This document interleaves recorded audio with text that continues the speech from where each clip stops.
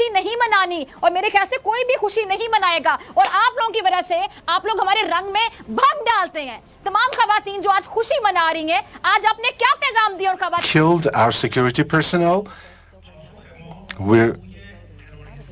We responded accordingly. We only targeted Iranian terrorists on the soil of Pakistan. Before this, I talked to my colleague, the Honorable Foreign Minister of Pakistan. तो ये कह रहे हैं कि भाई अभी तक बैठे क्यों हैं, आप हमला क्यों नहीं कर रहे, आप हमले का जवाब दें।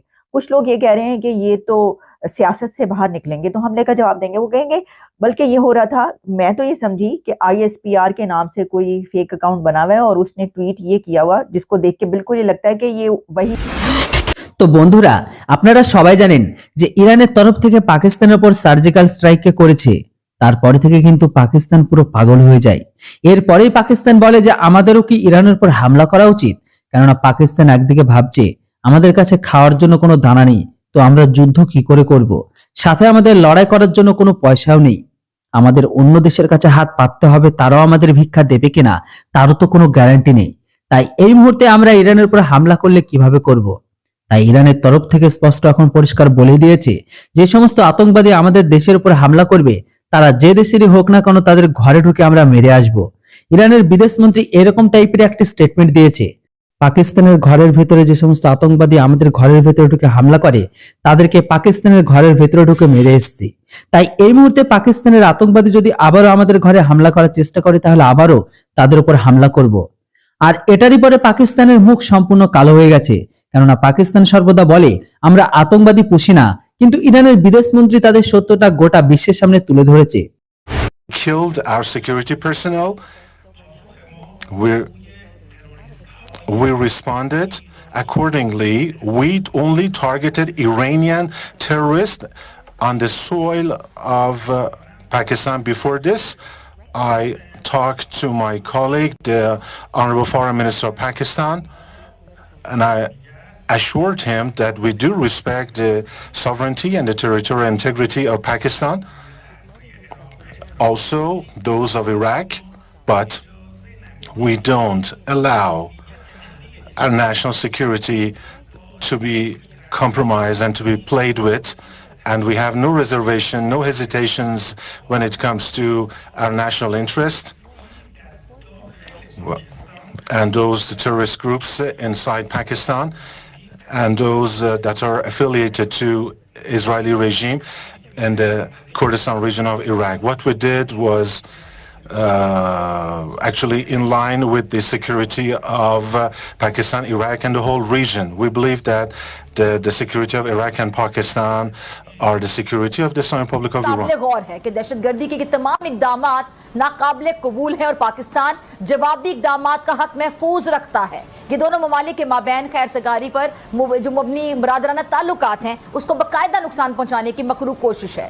बदकिस्मती से कह लें कि पाकिस्तान दुश्मन अनासिर ने इस दहशतगर्दी के बाद मनफी प्रोपेगेंडा शुरू कर दिया है, जिसमें एक मखसूस सियासी जमात की सरपरस्ती में सरगर्म सोशल मीडिया टीम आगे आगे है, पेश है।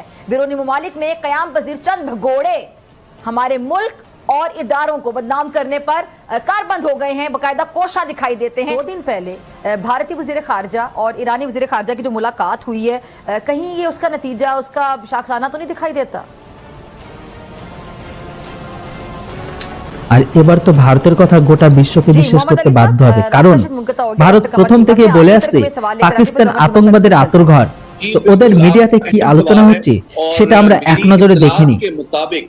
जो कल 2 अहम मुलाकातें हुई थी, जिसमें ईरान के वजीर खारजा की पाकिस्तान के अबूरी वजीर आजम से भी मुलाकात हुई थी दावोस में, और कल जो अफगानिस्तान के हवाले से ईरान के खुसूसी मंदूब हैं उनकी पाकिस्तान के अबूरी वजीर खारजा से भी मुलाकात हुई थी।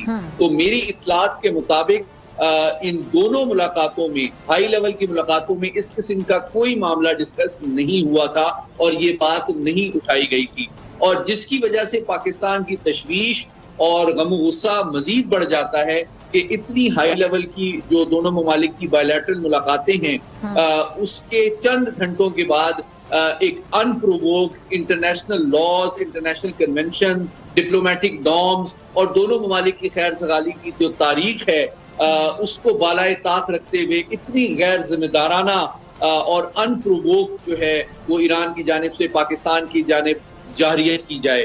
तो मैं समझता हूँ कि इलाकाई सलामती के लिए पाकिस्तान की जो कौम के जज्बात हैं उनको सामने रखते हुए और साथ ही साथ जो ईरान की गलतफहमी है उसको दूर करने के लिए मैं समझता हूँ कि एक प्रोपोर्शनेट कैलकुलेटेड जवाब वक्त की जरूरत है।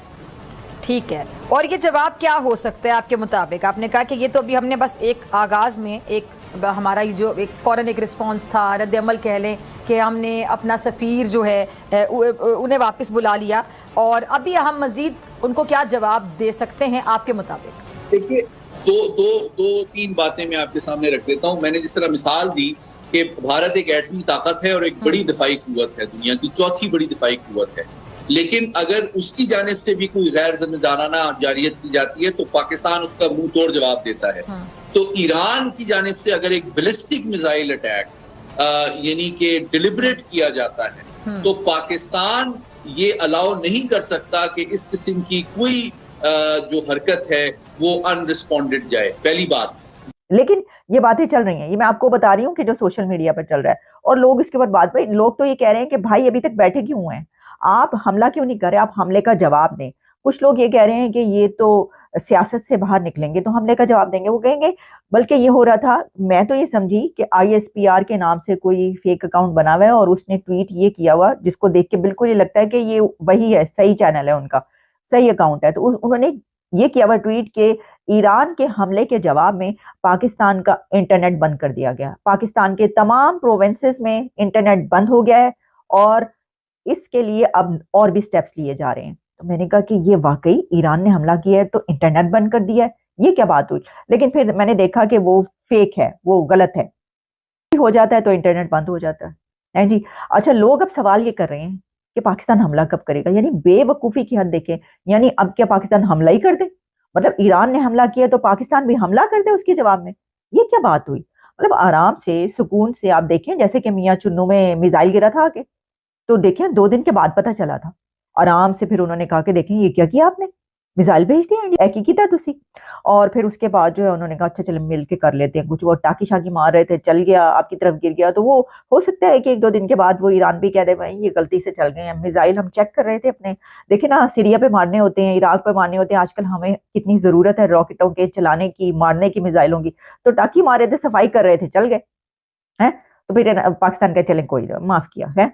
वैसे अभी वो कह रहे हैं नताइज भुगतना पड़ेंगे, तो वो कह रहे हैं नताइज ये भुगतना पड़ेंगे कि पाकिस्तानियों का इंटरनेट बंद हो जाना। इस बात में आके फौरन ये कहना कि भाई हमला कर दें, ये कोई ऐसी मतलब बात नहीं है। जाहिर है कि उसमें कहां तक किया आज तक आपको पता है, वो पहले भी कह दिया गया था कि अब क्या हमला कर दें, हम क्या करें, वो अभिनंदन के टाइम पर, और उसके बाद भी